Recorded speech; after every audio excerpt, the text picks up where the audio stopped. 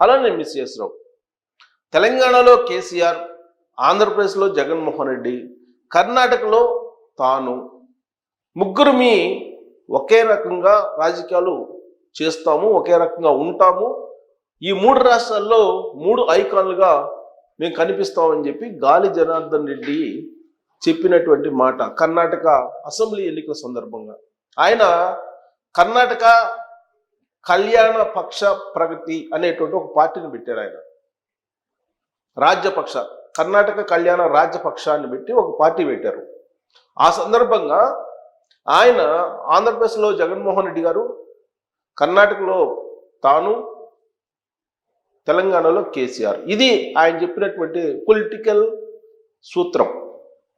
ఆ తర్వాత scene cut చేస్తే కర్ణాటకలో కాంగ్రెస్ పార్టీ వచ్చింది, తెలంగాణలో కాంగ్రెస్ పార్టీ వచ్చింది, ఆంధ్రప్రదేశ్లో కూటమి ప్రభుత్వం వచ్చింది. ఇప్పుడు ఆయన బీజేపీలో ఉన్నారు. ఓబులాపురానికి సంబంధించినటువంటి గనుల అక్రమాలు, అవకతవకల మీద 15 ఏళ్ల పాటు సుదీర్ఘంగా విచారణ చేసిన తర్వాత నాంపల్లి సిపిఐ కోర్టు ఆయనతో పాటు మరొక 4 సంవత్సరాల పాటు జైలు శిక్ష విధించింది. 4 సంవత్సరాల జైలు శిక్ష. అలాగే గనుల శాఖకు సంబంధించినటువంటి అప్పట్లో ఉన్నటువంటి ఎండీగా ఉన్నటువంటి రాజగోపాల్కి 7 ఏళ్ళు అదనంగా మరొక 4 సంవత్సరాల జైలు శిక్ష విధించింది. ఇప్పటికే దాదాపు 3.5 సంవత్సరం జైలు శిక్షను అనుభవించున్నాడు గాలి జనార్దన్ రెడ్డి. ఇక మిగతా 7 ఏళ్ళు జైలు శిక్ష కాబట్టి 3.5 పోతే ఇంకా 4 సంవత్సరాలు జైలు శిక్ష ఉంటుంది. సో మరి ఇప్పుడు ఆయన్ని అరెస్ట్ చేస్తారా లేదా? ఇప్పుడు ఆ నాంపల్లి సిబిఐ కోర్టు ఇచ్చినటువంటి తీర్పు ప్రకారం ఆయన దోషి.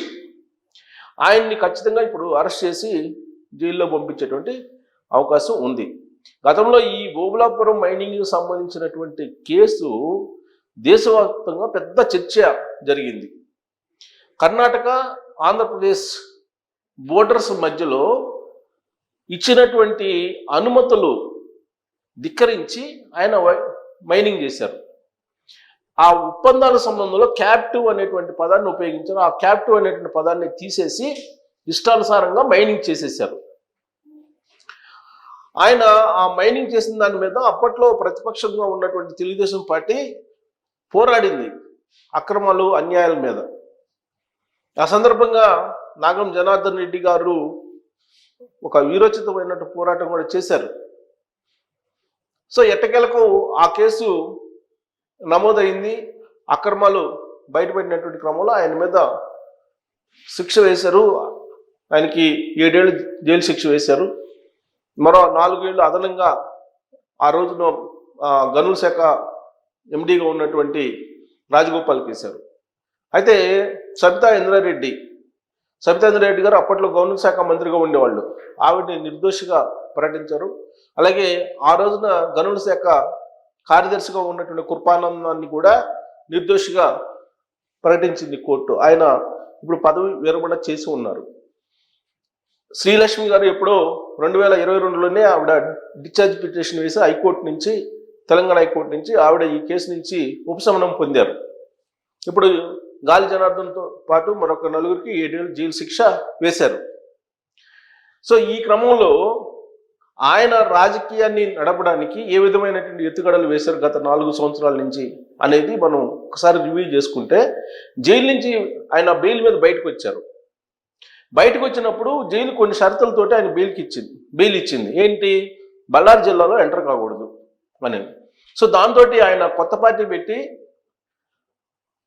దాదాపుగా బళ్ళారి జిల్లా చుట్టుపక్కల ప్రాంతాల్లో దాదాపుగా 10-15 నియోజకవర్గాల్లో తనకు పట్టుందని నిరూపించుకునేందుకు ప్రయత్నం చేశారు. యడియూరప్ప మీద వ్యతిరేకంగా ఆయన రాజకీయాలు నడిపారు. కర్ణాటకలో ఒక ప్రత్యేకమైనటువంటి గుర్తింపును కొన్ని నియోజకవర్గాల్లో తీసుకొచ్చుకున్నారు. ఆయన బ్రదరు ఇద్దరు కూడా మాజీ మంత్రులు వాళ్ళు. అయితే ఆ క్రమంలో ఈయన బళ్ళారి జిల్లాలోకి ఎంటర్ కాకూడదని నిబంధన ఉంది కాబట్టి ఆయన ఎంటర్ కాలేదు. ఆయన సతీమణి, అలాగే ఆయన కుమార్తె బ్రాహ్మణి పేరు. సో వాళ్ళ కుమార్తె పేరు బ్రహ్మణి పేరుతోటి కడపలో స్టీల్ ప్లాంట్ దాన్ని అప్పుడు లాంచ్ చేశారు.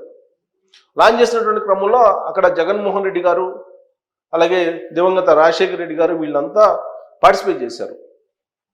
కానీ జగన్మోహన్ రెడ్డి గారు ఏం చెప్తారంటే గాలి జనార్దన్ రెడ్డి అంటే ఎవరో నాకు తెలియదు అని చెప్తారు.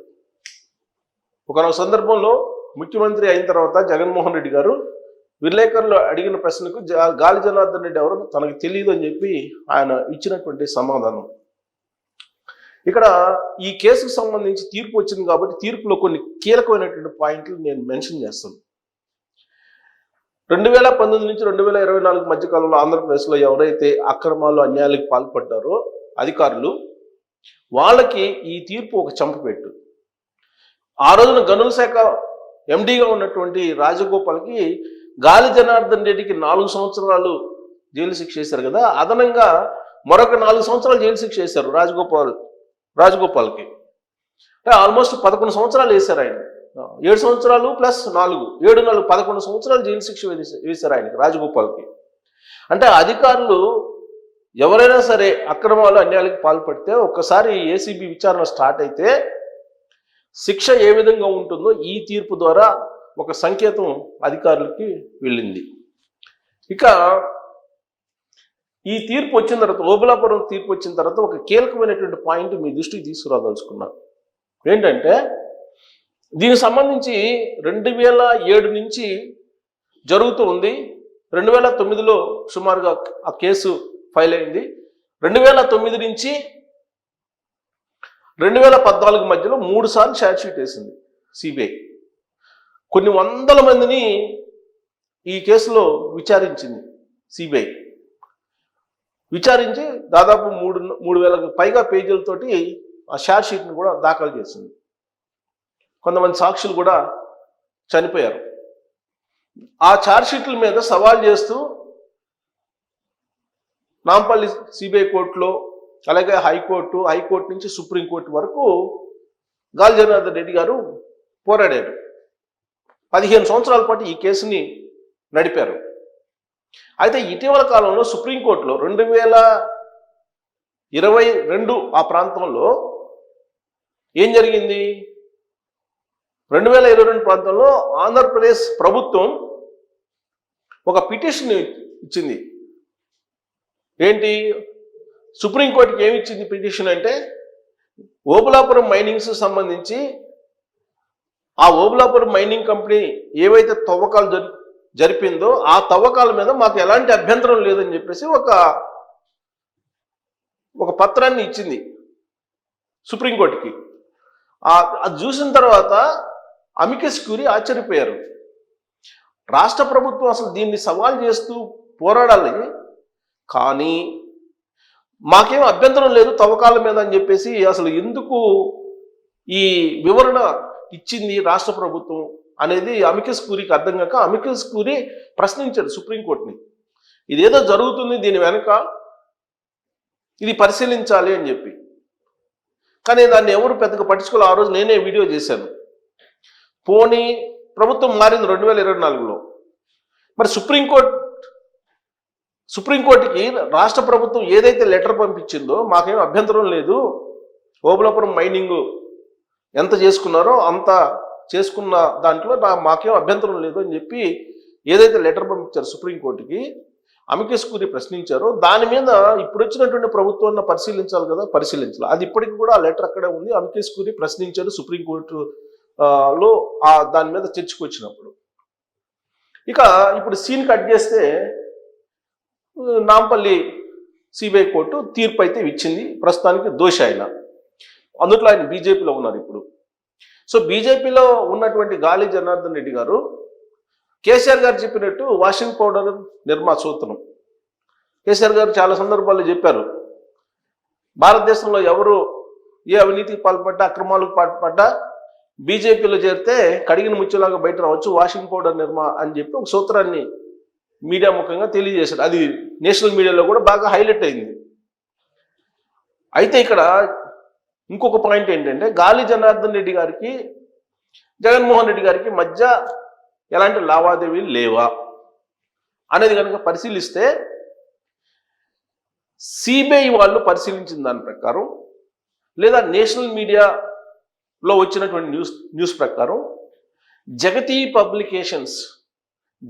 పబ్లికేషన్స్కి ఓబులాపురం మైనింగ్ నుంచి 44 కోట్ల రూపాయలు ట్రాన్స్ఫర్ అయ్యాయి అనేది ప్రాథమికంగా సిబిఐ ఛార్జ్షీట్లో పొందుపరిచినటువంటి అంశం. దాంతోపాటు అడ్రస్లు, ఇది రకరకాల అడ్రస్ ఇప్పుడు జగతి పబ్లికేషన్స్ అదే అడ్రస్లో, ఇప్పుడు జగతి పబ్లికేషన్స్ ఎలా ఉందో ఎక్కడుందో అదే అడ్రస్ తోటి 2 సూట్ కేస్ కంపెనీలు ఈ ఓబులాపురం కంపెనీకి సంబంధించినటువంటి కంపెనీలు ఉన్నాయి. ఓబులాపురం మైనింగ్ నుంచి ఆ 2 కంపెనీలకి మనీ ట్రాన్స్ఫర్ అయింది. ఆ 2 కంపెనీలు ఎక్కడ ఉన్నాయంటే జగతి పబ్లికేషన్ అడ్రస్లో ఉన్నాయి. ఇది సిబిఐ వాళ్ళు తేల్చినటువంటి అంశం. అంటే మనీ ట్రాన్స్ఫర్ జగతి పబ్లికేషన్ అయ్యింది ఓబులాపురం మైనింగ్ నుంచి అని సిబిఐ వాళ్ళు ప్రూవ్ చేసేదానికి ప్రయత్నించినప్పుడు ఈ విషయం బయటపడింది. మరి జగన్మోహన్ రెడ్డి గారికి గాలి జనార్దన్ రెడ్డి గారికి సంబంధం ఉందా లేదా, ఆర్థికపరమైన సంబంధాలు వీళ్ళిద్దరికి ఉన్నాయా లేవా అనేది కోర్టు మరి ఏం ప్రస్తావించిందో పూర్తి జడ్జిమెంట్ చూస్తే కానీ మనకు అర్థం కాదు. బెంగళూరు కేంద్రంగా చేసుకొని ఒక వ్యాపార సామ్రాజ్యాన్ని క్రియేట్ చేశారు జగన్మోహన్ రెడ్డి గారు 2004 నుంచి 2010 వరకు. ఎప్పుడు రాజశేఖర రెడ్డి గారు హెలికాప్టర్ మొదలు చనిపోయేంత వరకు బెంగళూరు కేంద్రంగా చేసుకునే జగన్మోహన్ రెడ్డి గారు ఒక వ్యాపార సామ్రాజ్యాన్ని స్థాపించారు. ఆ టైంలో వీళ్ళిద్దరికీ వ్యాపార లావాదేవీలు ఉన్నాయి, ఆర్థికపరమైన లావాదేవీలు ఉన్నాయి అనేది రాజకీయంగా వాళ్ళిద్దరు దగ్గరగా చూసినటువంటి వాళ్ళు చెప్పేటువంటి మాట. మరి ఆయనేమో బెయిల్ మీద బయటకు వచ్చి పార్టీ పెట్టుకున్నారు. జగన్మోహన్ రెడ్డి గారు కూడా అంతే. కేసీఆర్ గారేమో వీళ్ళిద్దరికీ సహాయ సహకారాలు అందిస్తున్నారు అనేటువంటి ఆరోపణలు ఎదుర్కోవడం కాదు. 2019 ఎన్నికల్లో కర్త కర్మ క్రియ సామ దాన భేద దండోపాయాలన్నింటినీ కూడా తెలుగుదేశం పార్టీ మీద ఉపయోగించి జగన్మోహన్ రెడ్డి గారిని ఆంధ్రప్రదేశ్ సీఎం కుర్చీ మీద కూర్చోబెట్టడంలో కీలక పాత్ర పోషించారు కేసీఆర్ గారు.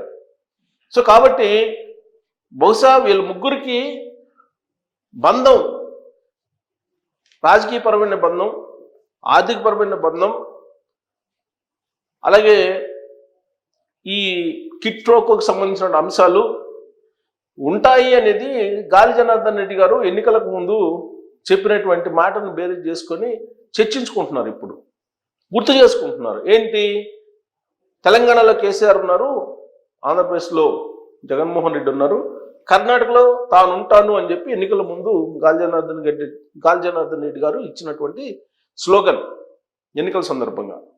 సో కాబట్టి వీళ్ళ ముగ్గురు 3 రాష్ట్రాలని ఏలాలి అని చెప్పి చూసి కిట్ ప్రోకో పాలిటిక్స్ని నడిపారు అనేటువంటి ఒక ఒపీనియన్కి ఇప్పుడు ఉండేటువంటి రాజకీయ నాయకులు, కొంతమంది ప్రభుత్వంలో ఉండేటువంటి వాళ్ళు ఇప్పుడు భావిస్తూ ఉన్నారు. అయితే ఇక్కడ నేను చెప్పాల్సిన పాయింట్ ఏంటంటే, అసలు ఇప్పటికైనా సరే అమికస్ క్యూరీ ఏదైతే సుప్రీంకోర్టులో ప్రస్తావించిందో దానికి ఆంధ్రప్రదేశ్లో ఉండేటువంటి ప్రభుత్వం వివరణ ఇవ్వాలి. గతంలో జగన్మోహన్ రెడ్డి గారు ముఖ్యమంత్రిగా ఉన్నప్పుడు మాకు అభ్యంతరం లేదు ఆ తవ్వకాల మీద అని చెప్పి పంపించారు కదా లెటర్, దాన్ని పరిశీలించాలి.